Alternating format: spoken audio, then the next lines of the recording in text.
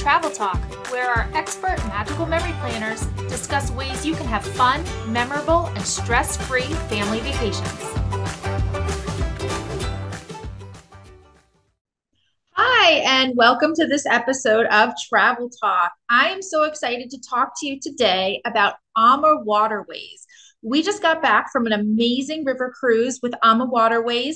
We were in Germany, Switzerland, France, and in the Netherlands, traveling on the Rhine. And so this episode, I want to just talk about AmaWaterways in general, because I found that as we were preparing for our cruise and telling people where we were going, most people were unfamiliar with AmaWaterways. And so when I mentioned that was the cruise line we were using, they would be like, I've never heard of that. So I was like, well, we've got to tell people because AmaWaterways is really like one of the best kept secrets in river cruising. It's not necessarily the most well-known brand, but those that know are in the know and know that it is an amazing, amazing luxury river cruise line. So we wanted to talk about that on this episode and give you a little bit of information about why AmaWaterways really is so amazing. So, a little bit of a background and overview. AmaWaterways was started by three families that really wanted to create a river cruise line that their family would love. And Ama means love. And so that's why they named it that, and that's what they created. So, AmaWaterways was started in 2002 by these three families. And they've really just set themselves apart in the river cruise industry by being such an amazing luxury cruise line. So we're going to talk about the service, the food, the excursions, and mostly the people that really make AmaWaterways so outstanding. So currently they have ships really in more places than you would think. A lot of people think of river cruising and they think of Europe, but they actually have river cruises in Europe, Asia, Africa, and in South America. So a lot of options for you. But today we're going to mainly talk about the European river cruises since those are very popular. And these are their long ships, their long boats. The ships that they use in some of the other rivers are a little bit differently structured than the ones that they use in Europe. So first, we're going to talk about the service. So the service at AmaWaterways is just outstanding. It was amazing. From the moment we landed in the airport and we met our Ama guide who brought us to our transfer, who brought us to the boat, they scooped up our luggage. Everything was super simple. They checked us in. We had a nice lunch. We were able to use the ship right away. It was really just an amazing experience. They're just so enthusiastic. They're happy to see you. They have the ability to just kind of know what you need and when you need it. So they really just make every bit of your journey very memorable. One of the things that sets Ama apart is their cruise managers. So when they interview cruise managers, one of the things they look for is sparkle.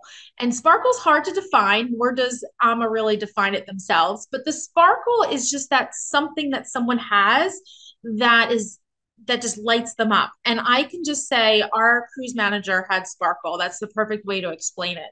But the cruise manager is one of the things that really sets them apart because your cruise manager is for your entire journey, even if you're not taking part in the whole thing. So the cruise manager starts the itinerary at the very beginning with any pre-hotel or pre-tour or pre-excursion. The pre-trip is where the cruise manager starts. They'll stay with the group, they'll board the ship with the group, they'll stay with the group the whole time on the ship. And as the people who did not do the pre-tour join the group, you'll meet your cruise manager then, and then she'll stay or he will stay with the group on a post tour if there's a post tour, and then ultimately make sure you're on your way to your final destinations. So that continuity of having that cruise manager that is really invested in making sure that your entire journey is memorable is really one of the things that sets them apart. So the cruise manager is responsible for all the excursions on board. And so they're making sure that the guides are good, that everything's happening on time, that everybody's getting where they need to go. They're there to answer questions about the tours. We had some mobility concerns. And so I was able to talk to our cruise director, Nicoletta, and just kind of go over what exactly is this going to look like? Can we do this tour in this way? Is it going to be accessible and that kind of thing? So The cruise manager is just an amazing resource. One of the examples I wanted to share was that on our river cruise, we were supposed to port in Cologne and we had tours for that day. And due to water levels, we were not going to be able to port in Cologne, and instead we were going to port in Dusseldorf. And so the cruise manager was right on top of that. She let us know that there was going to be a change, not to worry. Then she let us know that our cruises in our tours in Cologne were still an option. They had arranged buses. So instead of us walking into Cologne like we had originally planned, they had arranged buses to come get us in Dusseldorf and take us to Cologne. But they acknowledged that some people might not wanted to do that bus tour or that added component of the bus. So they also had arranged new tours in Dusseldorf and explained what those tours were. And all you had to do was stop by Nicoletta as you're walking around the ship and be like, hey, can I switch to this one? Or could you tell me more about this one? And she was right there. I mean, she was like everywhere all the time. It was amazing. I was like, I don't think she slept the whole time we were on the boat. I mean, she must have, but she just seemed like she was everywhere all the time, accessible and available. And so she was able to answer questions for us. And then you could decide if you wanted to switch to a Dusseldorf tour or if you wanted to stick with Cologne. So it was just very seamless. And none of the excursions cost additional costs. So, you just pick, what do you want to do? Which made it really stress-free. So I also just wanted to add that the cruise manager stays with you all the way through the end of the trip. And so she was there to get us on our transfer. Our transfers, she arranged all the transfers. Toward the end of the trip, she had a board with all the destinations everyone was going to. So if you were on this pickup, this pickup, this pickup, you were getting a taxi, you were getting a car, you were with these people, whatever it was, you were going to this hotel. Like she made this massive board with like everything, and everything was color coded. So all you had to do is check the board, check your name, get your color coded thing. You saw exactly what time you had to be where, when the luggage went out, and all that. Well, our departure was pretty early. We left the ship at 6:30 in the morning. But when we got out of our room, we left our luggage at 6:15, like they said, outside our door, and headed down to the lobby at 6:30. Nicoletta was there. She had a breakfast bag for us since we wouldn't be able to have breakfast on the boat. She had a bag of breakfast for us that they had prepared, and she literally walked us to our transfer, said our goodbyes, and sent us on our way. So she was there really from start to finish the whole time, and just amazing. The cruise managers are a key component in what makes AmaWaterways so amazing because of that personalized service and how they take care of the guests. So, I mean, that's just a taste of the service we had on board. The Everybody, I mean, the bartenders, the servers in the restaurants, everything was just really outstanding. Which takes me to the next topic, which is food. So, if you've listened to our podcast before, you know that I am a little bit obsessive about food. So, I was really excited for this journey through all these countries to experience the food of the countries. I mean, that's a lot of what traveling is to me, is really connecting with the culture, and part of that is their food. So the food on board was absolutely amazing. The chef had such detail to the plates. Like, it wasn't, the plates were beautiful. I mean, I felt like there was so much effort in the way everything was arranged, and the little side things, and the desserts were so elaborate with all these little pieces added to them to make them look so pretty. Just each plate was crafted with such care, and obviously it tasted amazing, but it also really looked amazing. Breakfast was served at such a great pace. We love to do a sit down breakfast when we cruise, or really when we vacation at all. But sometimes those breakfasts can take a little while because they're either a buffet and then you have to like wait at an omelet station, or if you go to like a main dining room or to a sit down location, they're making all these custom omelets and stuff. So we find that sometimes that takes a little longer, which we don't mind. But on the river cruise, you have those excursions that are leaving at 9 or 9:30 in the morning, and you don't want to get up too early. So it was so nice to be able to go down, have a custom breakfast, have an omelet made for us, and it came out like right away. We never felt rushed. Don't let me like confuse that. It was not a rushed meal. It just was served right away and hot. And it was really nice to get into a meal. You're hungry and everything is like made fresh and it's ready hot, but it also comes in a timely manner. So that was really nice. I mean, dinner was a longer meal because we had a lot of courses, but again, the timing was just really perfect. Like I always felt like the next thing was right there, never rushed, but never wondering like, did they lose our order? Is our food gonna come? I need to get going, or this meal is taking a long time or something. So it was just really, really well done in the food department. The second thing about the food I wanted to talk about was the menu itself had a lot of local specialties. So they had them actually marked on the menu. So it was always nice to kind of look for those. And they had local specialties at lunch and at dinner. And you got to really taste your way through the countries. Nothing was ever repeated. There was something different every day. There was fresh fish on the menu almost every day as well. And the local specialties really help you feel like you're part of that culture as you're going through that country. So we started in Basel, Switzerland, and then we were in Germany a day, had a German meal. Then we were in France for a day, had a French meal. Then we were back in Germany and had more German meals. And so it was just really nice to kind of like flow with that. And then each day they brought on wine. So there's always the house wines. There's a red and a white house wine. But then each night there was also the local wine. So every night the wine could change, and you could either have the house or you could have the local wines. And again, like we had French wine, we had German wines, we had all these different wines. In fact, this one night we had the wine when we were in Rudesheim.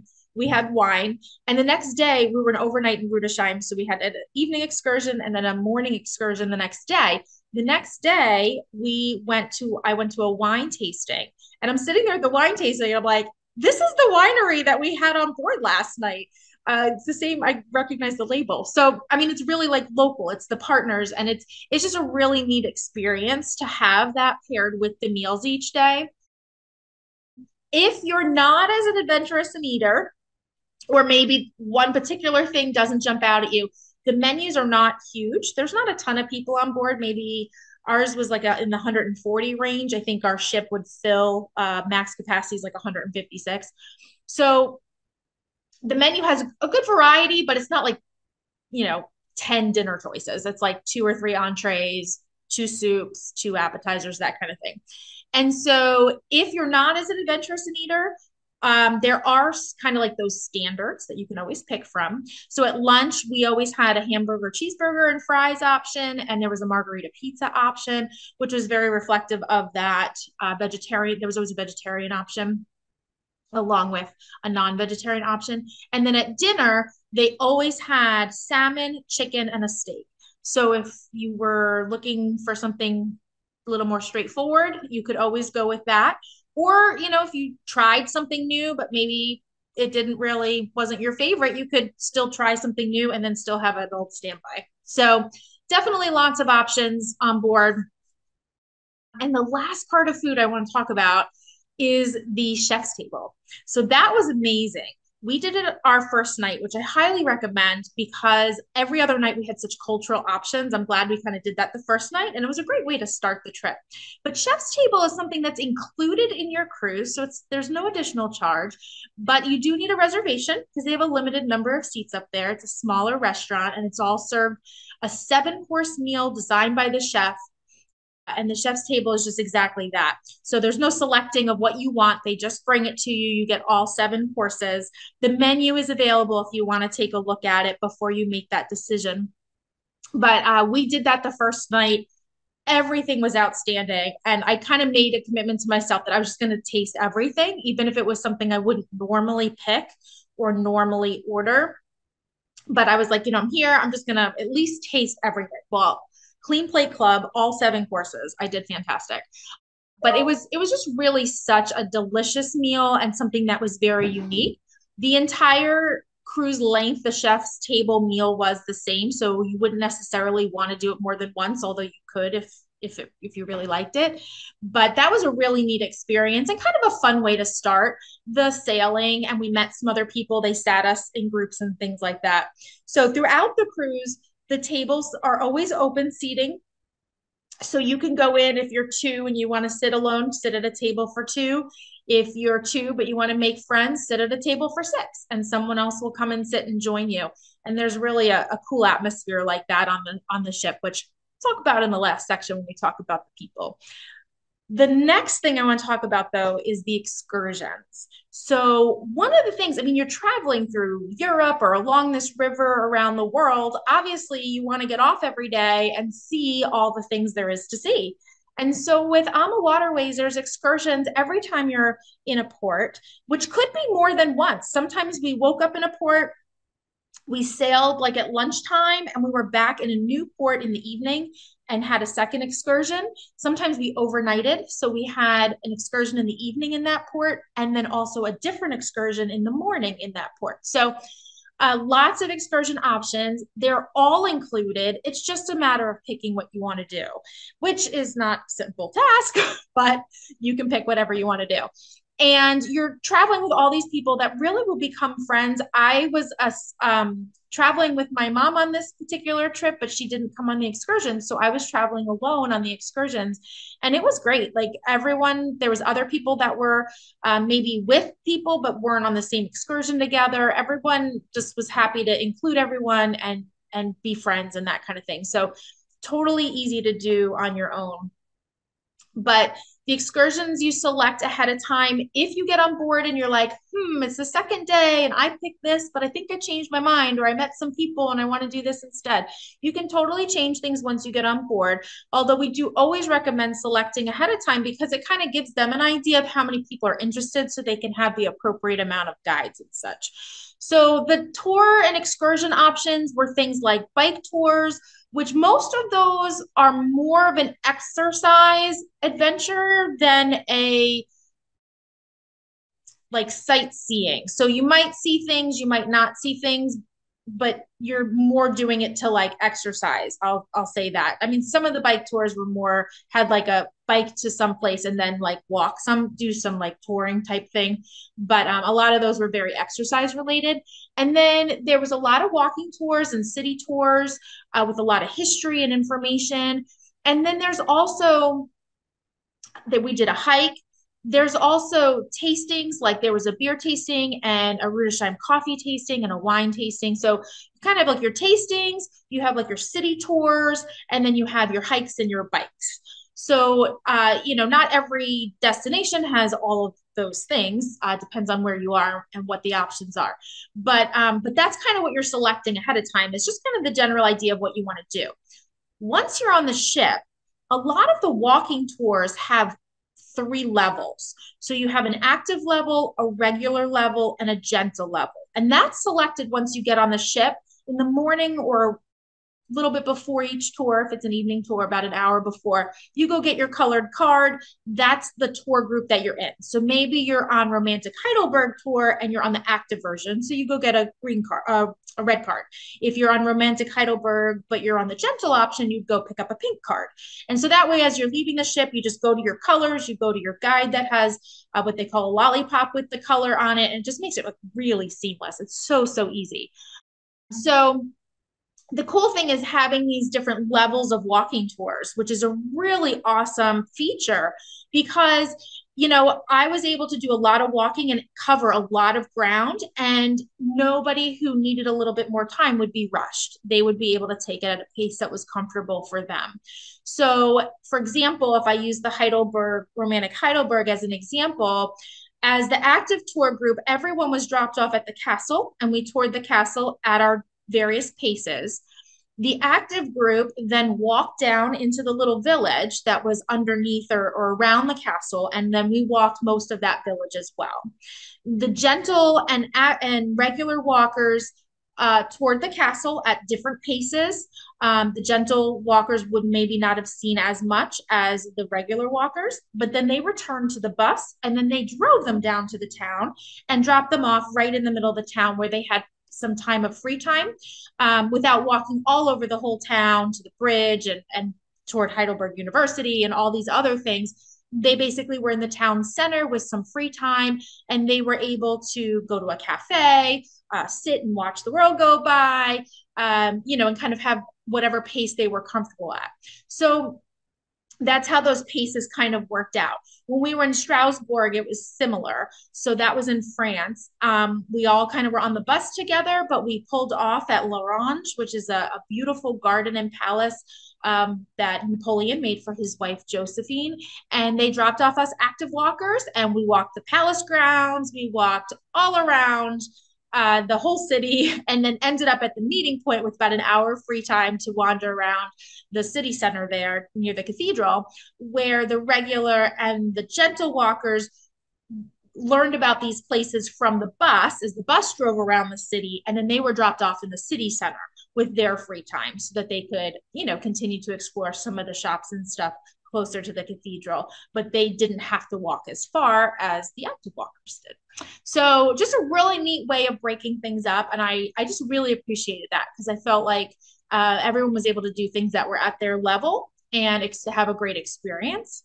So that was a wonderful part of the excursions. And then keep in mind that the excursions are included and all the parts of the excursion are included. So when we had a wine tasting with a gondola ride. The gondola ride needed a ticket. Well, when we get up to the gondola, our guide is like, here's your ticket, here's your ticket. I mean, that was all included. It wasn't like we got there and then they're like, oh, and if you'd like to take the gondola to the top, just go to the window and pay your €5 and off you go. I mean, everything was taken care of. If there was a ticket, if there was some portion of the excursion that involved something that had a cost, there was a ticket for us ready to go that we just handed in our ticket and off we went.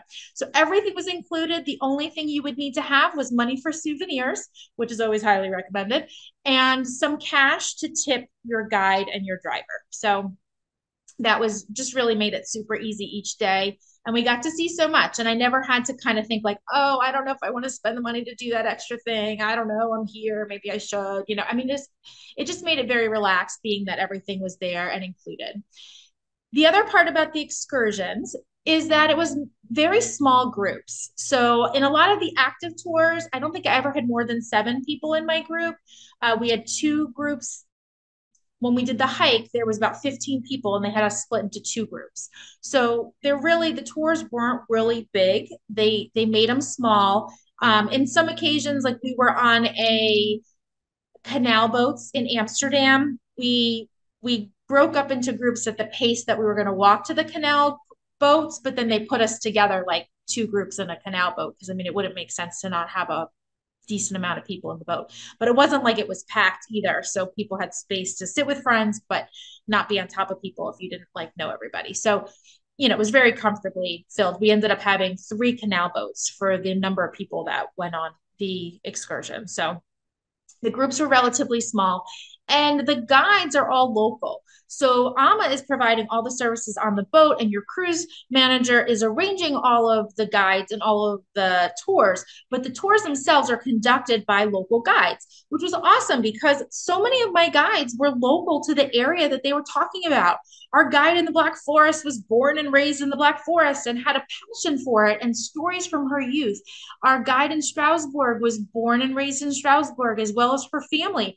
And so when we talk about how that city had changed hands between France and Germany 4 times, she was telling us about her family, her experience, her grandparents, and how that affected their family. So it was really cool to have that culturally immersive storytelling of the guides telling their take, their story, which is awesome because if you go back and do it again, you'll get maybe a different guide and you'll hear like a different take on the experiences because so much of it is personal for them. And when you're learning about a city and a history of a city, you want someone who loves that city, they have a passion for it, right? And it's their family and it's their home. And so that was just like a really cool part about the guides that they had on AmaWaterways as well. So the last thing I want to talk about is the people. So, I mean, the people is what makes a river cruise really so amazing. And with AmaWaterways, there's a couple of different types of people that we can talk about. So first is the staff and the crew of AmaWaterways. We talked about the cruise managers, but there's other people on board, like the hotel manager who manages everything on the ship. I mean, every morning, a big smile. How are you? What are you doing today? When you get back on the boat, oh, did you have fun? And what was your experience? And is there anything we can do for you in your stateroom? And is there anything we can do for you with your meals? And just really caring about your experience. And we had great conversations about our life and where we're from and where they're from and make those connections. And it was just really cool. They were really interested in the guests. And that's a huge differentiator for me when they really care about the guests and they're really interested in you and your experience. We also had an outstanding server, Alex. We tended to sit in the same spot in the dining room, so we tended to get the same server, which you don't have to do. You could move around, but we connected with Alex, and he was hilarious. I mean, oh my gosh, we just laughed through meals. He knew what we needed, knew what we liked, had great descriptions of the food, but it was just hilarious. When we left, it was like I had to give him a hug. It was like, oh, it's family. I was like, this is my next AmaWaterways cruise. If you can be on that boat, that would be great. You just form these relationships with the people. They're just genuinely interested in you and your experience. And it was just really, really wonderful. The local guides are a big part of the people that make the trip. We talked a little bit about that already, that they really bring the tours to life because they have a passion for the places that you're visiting. And that just really is a big part of the journey through a country and the culture, is meeting people there who are from there and want to tell you about their home. And that was really cool. Another cool part, though, was the other cruisers. There's something about river cruising, and our ship, like I said, had about 140. It would max out at about 156 if it was completely booked. It varies by ship, but you're kind of in that size range of people, and everybody like gets to know everybody, whether it's because you sat next to somebody on a bus, or you were on a tour together, or you ended up sitting together at a meal. Where are you from? You start to just build these relationships with people. And some of the people I met on the sailing, I was like, oh, how do you guys know each other? You're not from the same city. They're like, oh, we cruised before together, and we became good friends, and we're like, we're going to rebook, and we're going to go on the same sailing again so we can hang out again. So now they have like friends that are like totally different places, but love to come together on river cruises, and some of them even visit each other at home, uh, in the US when it's not river cruise time. But and like I said, I traveled on a lot of the tours by myself, and I was invited to join other people. Hey, we're gonna go walk around during the free time. Do you want to come with us? Great conversations. It was really so nice. It's a welcoming group that tends to river cruise. If you don't want to make 140 new friends, that's okay. You don't have to. You can kind of keep a little bit more to yourself or whatever, but there's just a very warm and welcoming atmosphere on a cruise. And I think that comes from AMA as well, because of their enthusiasm and their friendliness, that it just kind of perpetuates the entire cruise. So just a really neat part of river cruising is the people that you meet and the connections that you make with each other on the boat. So AmaWaterways says oceans take you to countries, but rivers take you through them. And so I just wholeheartedly agree with that spending time on the river, even though it just seems like a week is not that long, being in all these different places, you really start to go and attach yourself to the culture and the people of those countries that you visit along the river. And it really is a very unique type of vacation, because you don't have to pack and unpack, but you still have all these varied experiences in all these different places and all these different cities. And there's so much to see on the river in certain sections. And then there's other times where you're just in these amazing ports. And so much activity happened along the rivers over the last thousands of years, because that's how people were able to get from point A to point B. And so that is so much culture right along the river, these cities that are there. And to walk around, so many times they were like, so the earliest record we have of this is 2,000 years ago. This was settled by the Romans. This was a Roman aqueduct. I mean, to hear about the history of Europe and to be able to see it and experience and walk where people walked thousands of years ago is really, really cool. And to spend enough time there to not feel like you're rushed because you're just going down the river and you're just there over and over is just a really, really neat experience. So I just want to say that this was an amazing vacation, but also doing it with AmaWaterways was an amazing choice. It's kind of like a best kept secret. It's something that travel advisors know you can trust us in telling you that this is really going to be an amazing river cruise experience. And so if you're looking at river cruising and that's something that you're thinking of doing, we highly recommend that you check out AmaWaterways. Of course, we would love to help you as well. And maybe we'll see you on the river.